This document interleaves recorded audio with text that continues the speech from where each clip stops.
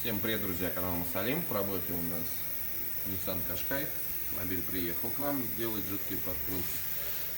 Показываем, готово, обработано заднего арка.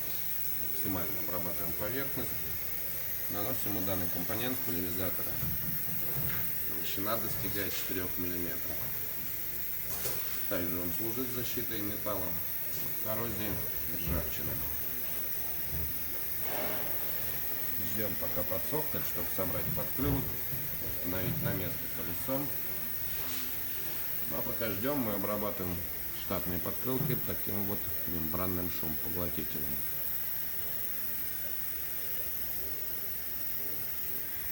Так выглядит подкрылок поклеен.